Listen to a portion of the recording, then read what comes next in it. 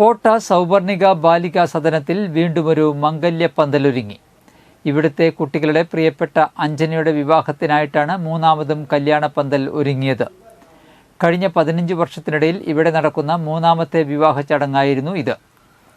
ബാലികാ സദനത്തിൻ്റെ ആരംഭത്തിൽ തന്നെ ഇവിടെ എത്തിയ അഞ്ജനയെ ഒറ്റപ്പാലം മണിശ്ശേരി ആറംകുളം ചക്കമലയത്ത് ഉണ്ണികൃഷ്ണൻ്റെയും ഗീതയുടെയും മകൻ പ്രശാന്താണ് വിവാഹം കഴിച്ചത്. പോട്ട മഠത്തിൽക്കാവ് ഭഗവതി ക്ഷേത്രത്തിൽ വെച്ച് താലികെട്ട്. ക്ഷേത്രം മേൽശാന്തി അരൂർ സജീവ് ശാന്തി മുഖ്യ കാർമ്മികത്വം വഹിച്ചു. വളരെ ചെറുപ്പത്തിൽ ബാലികാ സദനത്തിൽ എത്തി ഇവിടുത്തെ തണലിൽ അനാഥത്തെ അതിജീവിച്ചുകൊണ്ട് പഠിച്ച് ബിരുദാനന്തര ബിരുദത്തിന് ശേഷം ഇപ്പോൾ കേസരി വാരികയുടെ നേതൃത്വത്തിൽ കോഴിക്കോടുള്ള കോളേജിൽ ജേർണലിസം വിദ്യാർത്ഥിയാണ് അഞ്ജന.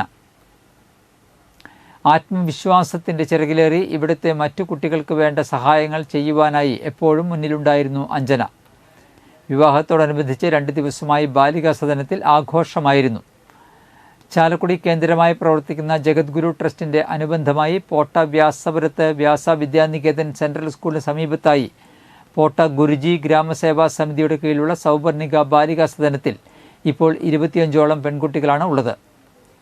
ചെറിയ കുട്ടികൾ മുതൽ നഴ്സായി ജോലി നോക്കുന്ന കുട്ടികൾ വരെ ഇപ്പോൾ ഇവിടെയുണ്ട്. താലികെട്ടിനു ശേഷം ബാലികാ സദനത്തിൽ നടന്ന മറ്റു ചടങ്ങുകൾക്ക് പ്രസിഡന്റ് PG അരവിന്ദാക്ഷനും സെക്രട്ടറി KS രാജീവ് കുമാറും N കുമാരനും ബാലികാ സദനത്തിലെ കുട്ടികളുടെ അമ്മയായ സ്മിതയും നേതൃത്വം വഹിച്ചു.